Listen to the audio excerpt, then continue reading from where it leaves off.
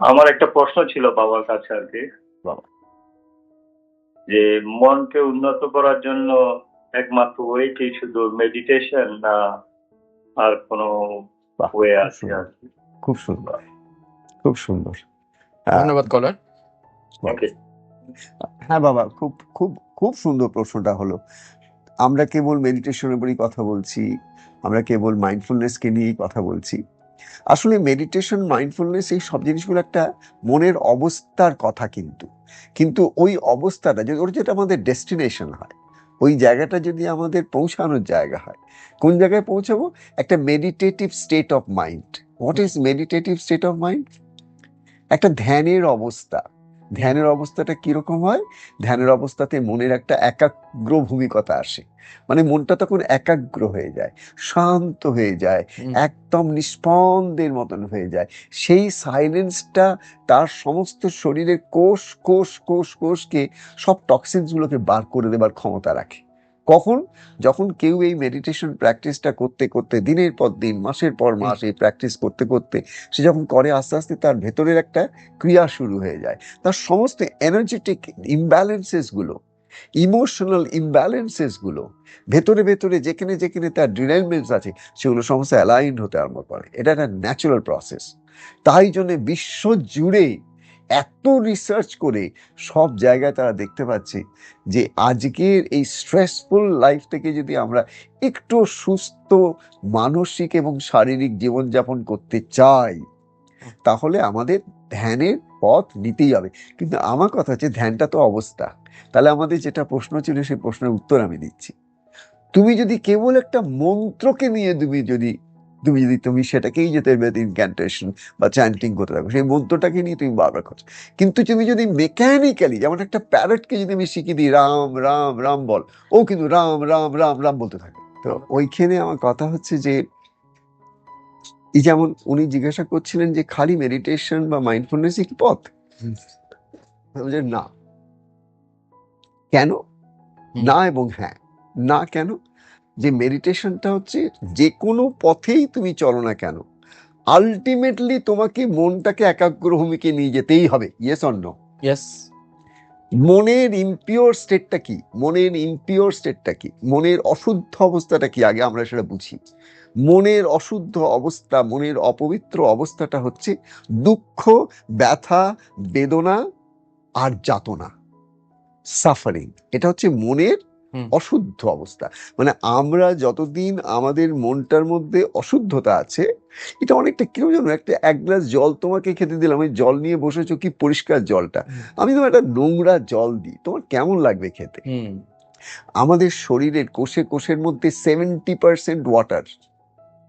আমাদের প্রত্যেকটা চিন্তা সেই ওই প্রত্যেকটা কোষ কোষকে, সেই ওয়াটারকে কিন্তু পলিউট করছে, দূষিত করছে। তাই আমাদের চেষ্টা কি, ওই দূষণটাকে কি করে কমানো যায়, ওই জলটাকে কি করে পরিষ্কার করা যায়, যাতে করে আমাদের ভেতরে যে টোটাল ওয়াটারটা রয়েছে, কন্টেন্টটা, সেই ওয়াটারটা ড্রিঙ্কেবল হবে, যেন খেতে পারি, খেলে যেন আমার তৃপ্তি বোধ হয়। এখন কি হচ্ছে, আমার শরীরের যে জলটা সেটা শুদ্ধ নেই, তাই আমি খেয়ে তৃপ্ত হচ্ছি না, মানে আমার জীবনটায় তৃপ্তি নেই, আনন্দ নেই, শান্তি নেই। এই জায়গায় যদি করতে চাই, আমি কি করতে পারি? এই শোধন, অর্থাৎ মনের অশুদ্ধ অবস্থাটাকে যদি শুদ্ধ করতে চাই, একটা উপায় হচ্ছে মন্ত্র সাধনা। তো সেই মন্ত্র সাধনাটা যখন আমি করছি, তখন সাধনা মন্ত্র মানে যে কোনো একটা মন্ত্র নিলাম, আচ্ছা, ঠিক আছে, যে কোনো একটা মন্ত্র। কিরকম এটা?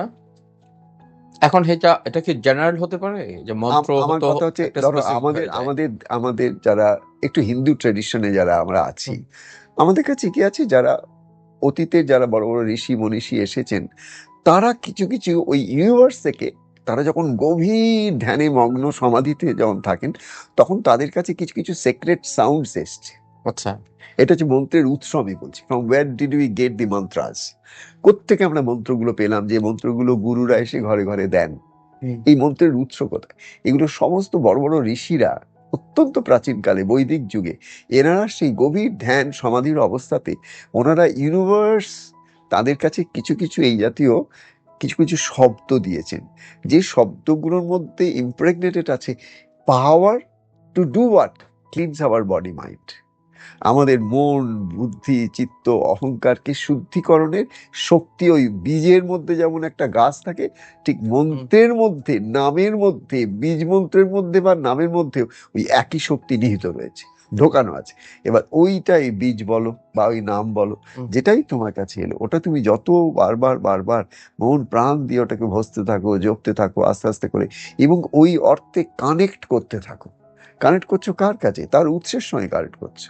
হুম আলটিমেট সেক্রেটনেসটা কি? আলটিমেট সেক্রেটনেসটা তো ডিভিনিটি। হুম আমরা আমরা আমরা যদি বলি আলটিমেট সেক্রেটনেস, পরম পবিত্র কি, পরম শুদ্ধ কি, সেটা তো আমরা ভগবানের কাছেই পৌঁছাবো, আল্লাহর কাছে গিয়েই তো পৌঁছাবো। তার উপরে কি আর কেউ শুদ্ধ আছে? সেখানে গডের কাছে গিয়ে পৌঁছাবো, তার উপর তার কেউ শুদ্ধ নেই। তো ঠিক সেই জিনিসটা, আমার মনের যে অশুদ্ধি আছে তার মার্জনা দরকার। এই মার্জনার জন্য কেউ ধ্যান অবলম্বন করবে, কেউ জপ অবলম্বন করবে, কেউ আর কিছু পথ অবলম্বন করবে, কেউ ক্রিয়া অবলম্বন করবে, কেউ তো হঠযোগ করবে, কেউ তো কর্মযোগ করবে, হুম কেউ তো জ্ঞান যোগ করবে, কেউ তো ভক্তি যোগ করবে। যার প্রকৃতিতে যেটা, হুম। সেই পথ ধরে এগিয়ে ওখানে পৌঁছাবে। এখানে আমি একটা জিনিস জানার জন্য জিজ্ঞেস করছি, যে মন্ত্র যেটা, এটা কি আপনার মাইন্ডকে এক জায়গায় রাখার জন্য কি মন্ত্র? মন, এই মন্ত্র কথাটা, মন্ত্রা, তার মানে হচ্ছে যে তোমাকে মনের এই ব্যথা বেদনার থেকে ত্রাণ করতে পারে, সে হচ্ছে মন্ত্র। তুমি তো ত্রাণ চাইছো, তুমি তো ত্রাহি ত্রাহি করছো, যে আর ভালো লাগছে না আমার। হুম কে বলছে এই কথাটা? তোমার মন বলছে। তোমাকে তো ঠাকুর সবই দিয়ে রেখেছেন, তবুও তোমার অনেকগুলো সময় আসে যে সময়টা তোমার ভালো লাগে না, কিছু ভালো লাগে না, তাই না? প্রত্যেকটা মানুষের দেখবে আমাদের এক একটা ফেজ আসে যে সময় আমরা সবকিছু পেয়েও কিছু কিছু কারণে মনে হয়, এইটা কেন এরকম হলো, এটা কেন এরকম হলো, এটা কেন, এটা যদি এরকম হতো কত ভালো হতো, এটা যদি এরকম হতো কত। তো আমরা মনটাকে নিয়েই কিন্তু তখন আমাদের মনই তখন আমাদের শত্রু হয়ে দাঁড়ায়, যেটা আমি শুরুতে বলেছি। ওই শত্রুবৎ অবস্থা থেকে যদি আমাকে মুক্তি চাই, ত্রাণ চাই, হুম তাহলে মন ত্রাণ করবে, মনের থেকে ত্রাণ করবে। কেন? আমার মনই তো শত্রু।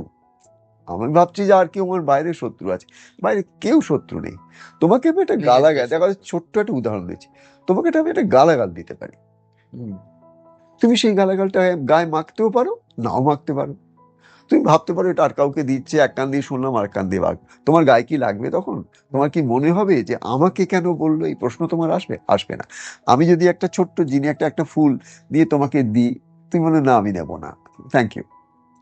তো এই ফুলটা কোথায় যাবে? তুমি তো নিলে না, তাহলে কোথায় যাবে? আমার কাছে চলে এলো। ঠিক তেমনি আমি যদি তোমাকে গালাগাল দিই, তুমি যদি না নাও, তাহলে গালাগালটা কোথায় যায়? নিজের কাছে। আমার কাছেই ফিরে আসে। তো, তাহলে তুমি, এটা এটা এটা এই নয় যে আমি তোমাকে গালাগাল দিলাম, নো, তুমি অ্যাকসেপ্ট করলে তবে এটা গালাগাল হলো। হুম। তাহলে যার জিনিস তার কাছেই রয়ে গেল। কিন্তু কিন্তু আপনারা কোট করতে পারেন, এই জিনিসটা ভেরি ইম্পর্টেন্ট। এখন আমরা হয় কি, যে আপনি আমাকে বকা দিচ্ছেন, আপনি আমাকে গালাগালি করছেন, আর আমি কি করলাম, এদিকে আপনার সাথে আমার রাগ প্রদর্শন করছি, এটা করছি, এটা কিন্তু নিজেই নিজের ক্ষতি করছি। অ্যাবসলিউটলি, জিনিসটা কি, তুমি যতক্ষণ না ওটাকে হ্যাঁ। বাই করছো, হুম দেখো একটা কন্ট্রাক্ট যদি করো না, যে কোনো কন্ট্রাক্ট করো, হুম একটা অফার দেয়, হুম, আর সেই অফার লেটারটা একজন সাইন করে, সেটাই। তখন ওটা কন্ট্রাক্ট হয়। তার আগে কিন্তু এটা অফার লেটার। হুম, কিন্তু তুমি যে নিচ্ছ সেকেন্ড পার্টি, তোমাকে কিন্তু ওখানে একটা accept কন্ট্রাক্টে করতে সাইন হবে। করতে হবে, ওখানে অ্যাকসেপ্টেড দিয়ে তোমায় সাইন করতে হবে। টু পার্টিস, একজন। ঠিক তেমনি তোমাকে কেউ অপমান করতে পারে, দুঃখ দিতে পারে, যন্ত্রণা দিতে পারে, অনেক কিছু দিতে পারে। If you don't accept, it's not yours. হুম তুমি যদি সাইনটা না করো, দেন হোয়াট হ্যাপেন্স? হুম তুমি একটা অফার দিলে, আমি সাইন করলাম, তাহলে কি এটা আমার কন্ট্রাক্ট হবে? তুমি কি আমাকে কোর্টে নিয়ে যেতে পারো? হুম। পারবে না। ঠিক সেই জিনিসটা আমাদের সুন্দর, জীবনে অনেক আমরা কি সুন্দর। করছি, প্রতি মুহূর্তে যে যা দিচ্ছে, যত নেগেটিভিটি আমাদের উপর ছুটছে, ঝপঝপ করে নিয়ে সারা গায়ে মাখছি। কিন্তু ভুলে যাচ্ছি, গায়ে যদি মাখি, একটা সুগন্ধি যদি গায়ে, একটা ভালো সেন্ট কেউ এসে হুম আমাকে গিফট করেছে, ওটা যদি আমি গায়ে মাখি, তো আমার গা দিয়ে সুগন্ধি বেরোবেই। হুম ঠিক তেমনি আমাকে যদি কেউ একটা সেরকম কিছু, একটা ব্যাড ফাউল স্মেলিং একটা কিছু যদি কথা বা হার্টফুল কিছু বলে থাকে, সে যদি আমার ভেতরে নিয়ে দিনের পর দিন, মাসের পর মাস, বছর হুম পর সেটা নিয়ে জ্বলতে থাকি, তাহলে কার শরীরটা জ্বলছে, কার মনটা জ্বলছে? আমারই তো জ্বলছে। যে বলেছে সে তো কোন কালই সব ভুলেও গেছে, হয়তো তাহলে তো মনেও নেই। হুম। তোমার স্মৃতিতে ধরা আছে, তার স্মৃতিতে কিছু ধরা নেই। তার জন্য তোমায় কি করতে হবে, এই প্র্যাকটিসগুলো সমস্ত নির্ভর করছে তুমি তোমার মাইন্ডটাকে কিভাবে ট্রেনিং দিচ্ছ। Train your brain by your mind, that's my word. Train your brain to train your mind. তুমি আগে তোমার ব্রেইনটাকে ট্রেনিং দাও, একই জিনিস যেন ভুল বারবার না করে। ওকে অবজার্ভ করো, ওকে অবজারভেশনে রাখো, সিসিটিভি লাগিয়ে রাখো মনের ভেতরে, যাতে করে তোমার মনের প্রত্যেকটি থটসকে স্টাডি করে তোমাকে রিপোর্ট দিতে পারে। এবং তার মধ্যে যেটুকু নেবার নাও, বাদ বাকিটুকু গঙ্গায় দিয়ে দাও।